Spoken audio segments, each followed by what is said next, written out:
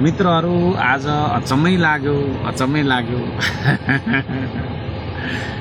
भारतले नेपालको भूभाग मिचेको अवस्था हो। लिपु लेक लिम्पियाधुरा कालापानीमा हाम्रो भूभागमा बाटो बनाएको अवस्था छ। यसले गर्दाखेरि त्यो सम्बन्धी निकै प्रश्नहरू मैले सोधेको थिएँ। त्यसको जवाफ दिनको लागि प्रधानमन्त्री आज तालिकामा थिएन, सदनको बैठक हुन्छ भन्ने तालिकामा थिएन। बिना तालिका होइन तपाईँको चाहिँ सदनको बैठक बोलाएछन्। म चाहिँ त्यहाँ तपाईँको थिइनँ होइन, पूर्वतिर आएको छु। त्यो मौका छोपेर भनौँ न अब के भनेछ भन्दाखेरि प्रधानमन्त्रीले भारतले हाम्रो भूभाग मिचेको होइन, नेपालले चाहिँ भारतको भूभाग मिचेको रहेछ भनेछ। कति हाँस भुटियारा प्रधानमन्त्री। छट साह्रै डरपोक रहेछ साथी गाँठे।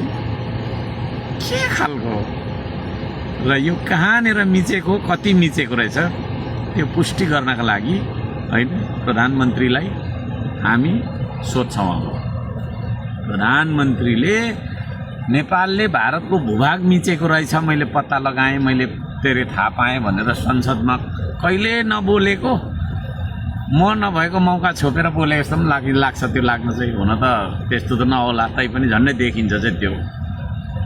प्रधानमन्त्रीले जवाफ दिनुपर्छ कहाँनिर चाहिँ मिच्याएर छ नेपालले जग्गा इन्डियाको। यो चाहिँ तुरुन्त प्रधानमन्त्रीले पुष्टि गरेर दिनुपर्छ। र त्यस्तो यदि भएको रहेछ भने, हाम्रो मिचिएको रहेछ भने भारतले फिर्ता गर्नुपर्ने हुन्छ। र हामीले कहाँ मिच्याएर छौँ त होइन, लुते नेपाल सरकारले कहाँ मिच्याएर छ त इन्डियाको जग्गा। सेनालाई चाहिँ के अरे तपाईँको मन्त्रीको ढोका खोल्न लगाएको छ, सिमानामा कहिले पठाएको छैन। त्यो अवस्थामा हामीले चाहिँ भारतको जग्गा मिचेछौँ। लाटा प्रधानमन्त्री।